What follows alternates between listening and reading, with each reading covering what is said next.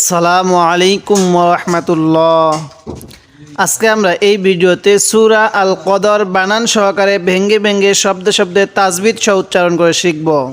আমরা যারা প্রাথমিক কোরআন শিখতেছি বা আমরা কোরআন পড়তে পারি কিন্তু আমাদের পড়া সহি শুদ্ধ হচ্ছে না, তাদের জন্য এই ভিডিওগুলো অত্যন্ত প্রয়োজনীয় ভিডিও। তাই ভিডিওটি কেউ একটুও টানবেন না, সম্পূর্ণ ভিডিওটি দেখতে থাকুন। তার আগে আমি ছোট্ট একটি রিকোয়েস্ট করব, আমার চ্যানেলটি সাবস্ক্রাইব করুন। তো চলুন আমরা ভিডিওটি শুরু করি। বিসমিল্লাহির রহমানির রহিম। হামজা লাগবে এই নুনের সাথে ইন।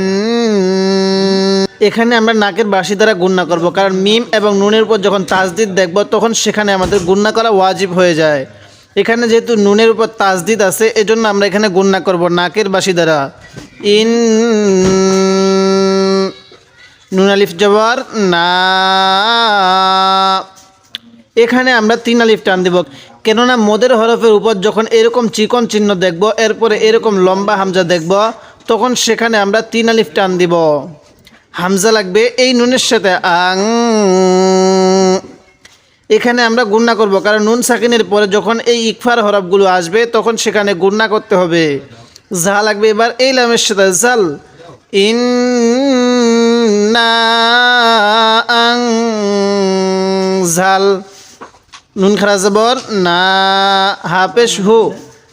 আং জাল না হু। ফায়াজের ফি। এখানে 1 আলিফ টান দিব, কেন জেরের বামে ইয়া সাকিন হলে সেখানে 1 আলিফ টানতে হবে। লাম লাগবে এই ইয়া এর সাথে লাই, লাম জবরলা লাইলা। তা লাগবে এই লামের সাথে তিল, লাইলা তিল। কফ লাগবে এই দালের সাথে কদ, রজের রি, কদ রি। ইন্না আনজালনাহু ফি লাইলাতিল কদর। ইন্না আনজালনাহু ফি লাইলাতিল কদর। রটা মুখ দিয়ে আমরা হালকাভাবে উচ্চারণ করব। এই দালের মধ্যে ধাক্কা দিয়ে রটা হালকা করে উচ্চারণ করব। এরকমভাবে যখন 2টি জজম একসাথে হয়ে যাবে আমরা এরকমভাবে উচ্চারণ করব। ওয়াও জবর ওয়া, মিম আলিফ জবর মা। তো এখানে আমরা কয় আলিফ টান দিব? এখানে 3 আলিফ টান দিব, কেন মদের হরফের উপর যখন এরকম চিকন চিহ্ন দেখব, এরপরে এরকম লম্বা হামজা দেখব, তখন সেখানে আমরা 3 আলিফ টান দিব। হামজা লাগবে এই দালের সাথে আদা। এখানে একটু ধাক্কা দিব, কারণ এই দালটা হলো কলকলা হরফ, আর কলকলার হরফ হলো 5টি কপ্ত বাজিম দাল। যেহেতু এখানে দাল আছে এজন্য আমরা একটু ধাক্কা দিয়ে পড়ব। ওয়ামা আদা। র খারা জবর র, কাব জবর কা।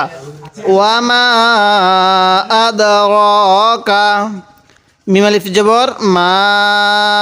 তো এবার আপনারা বলবেন যে এখানে আমি কয় আলিফ টান দিব? হ্যাঁ, 1 আলিফ টান দিব, কেন জবরের বামে খালি আলিফ হলে 1 আলিফ টানতে হবে। লাম লাগবে এই ইয়া এর সাথে লাই, লাম জবরলা লাইলা।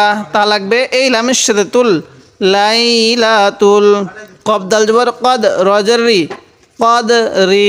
এখানেও কিন্তু 2 সাকিন একসাথে হয়ে গেছে, কদ কদ। এরকম করে রটা হালকা উচ্চারণ করব।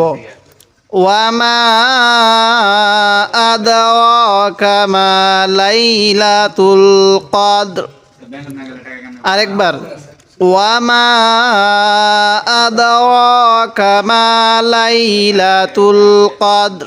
লাম লাগবে এই এর সাথে লাই, লাম জবরলা লাইলা। তা লাগবে এই লামের সাথে তুল।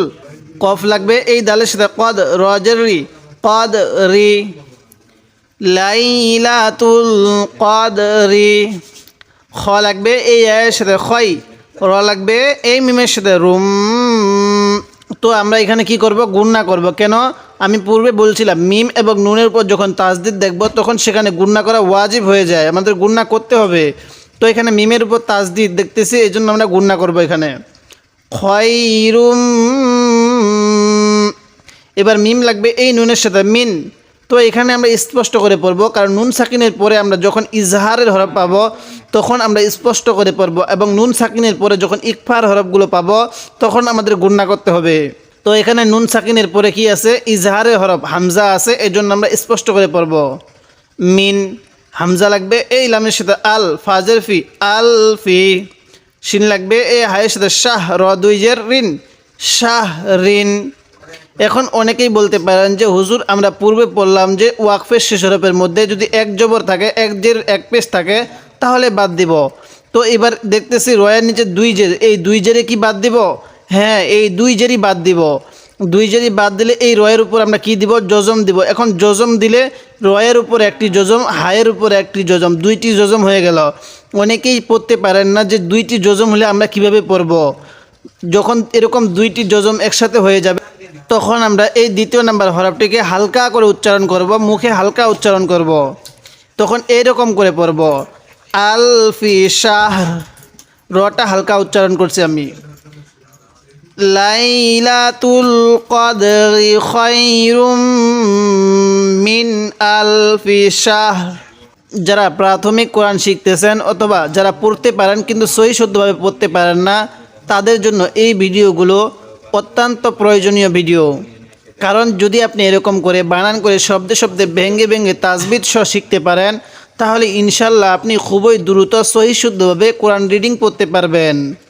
এই জন্য আমি আপনাকে এই 30 নং পারাটি ভেঙ্গে ভেঙ্গে শব্দে শব্দে তাজবিদ সহ উচ্চারণ করে শেখাবো। তাই আমার চ্যানেলটি সাবস্ক্রাইব করুন এবং আমার পর্বগুলো নিয়মিত দেখবেন। তাহলে ইনশাল্লাহ আপনি 100% নিশ্চয়তার সাথে কোরআন সহি শুদ্ধভাবে রিডিং করতে পারবেন। তাজবর তা, নুন লাগবে এই জাহের সাথে নাজ, জাজবর জা তা নাজ জা। লাম লাগবে এই লামের সাথে লুল, তা নাজ জা লুল। মিম জবর মা, লাম খারা জবর লা, হামজা জের ই মালা ই। এবার আমরা এখানে 4 আলিফ টান দিব। কেন?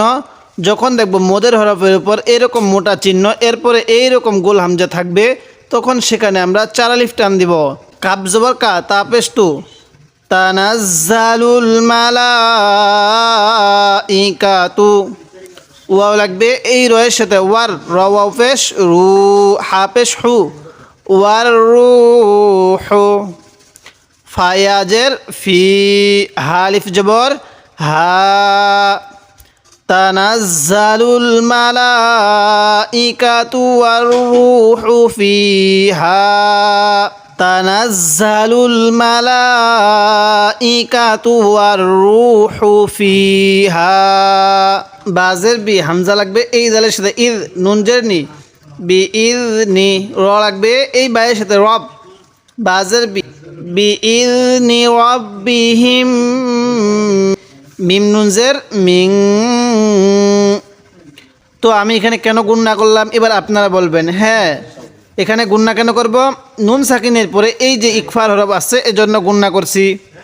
কাফ লাম পেশ কুল, লামজের লি কুল লি। হামজা লাগবে এই মিমের সাথে, র দুই জের রিন আম রিন। এখন যখন এই দুই জেরকে বাদ দেব তখন কিন্তু দুইটি সাকিন একসাথে হয়ে যাবে। তখন আমরা এই দ্বিতীয় নাম্বার সাকিন অর্থাৎ রটাকে আমরা হালকা করে পড়ব, আমর আমর এরকম করে পড়ব। তানাজ্জালুল মালাইকাতু ওয়ার রূহু ফিহা বিইذনি রাব্বিহিম মিন কুল্লি আমর। সিন জবর সা, লাম খারা জবর লা, মিম দুই পেশ মুন, সালামুন। হাজের হি, ইয়া জবর ইয়া, হিয়া। হা লাগবে এই তায়ের সাথে হাত, তায়া খারা জবর তা, হাত তা। মিম লাগবে এই তয়ের সাথে মাত, লাম জবর লা, মাত লা। আইন লাগবে এই লামের সাথে ইল, মাত লা ইল। ফা লাগবে এই জিমের সাথে ফাজ, রাজের রি, ফাজ রি। এবার আপনারা বলবেন যে আমি যদি ওয়াকফ করি তো এই রয়ের নিচে জেডটা কি বাদ দিব নাকি রাখবো? হ্যাঁ, বাদ দিয়ে দিব। এখন এখানে দুই সাকিন কি একসাথে হয়ে গেছে, তো আমি দুই সাকিন কীভাবে পড়ব? ফাজ, রটা হালকা করে উচ্চারণ করব। হিয়া হাত্তা মাতলাইল ফাজর, সালামুন হিয়া হাত্তা মাতলাইল ফাজর। যদি আপনি এরকমভাবে ভেঙ্গে ভেঙ্গে শব্দে শব্দে তাজবিদ সহ এই 30 নং পারাটি শিখতে পারেন তাহলে ইনশাল্লাহ আপনি খুবই দ্রুত সহি শুদ্ধভাবে কোরআন রিডিং পড়তে পারবেন।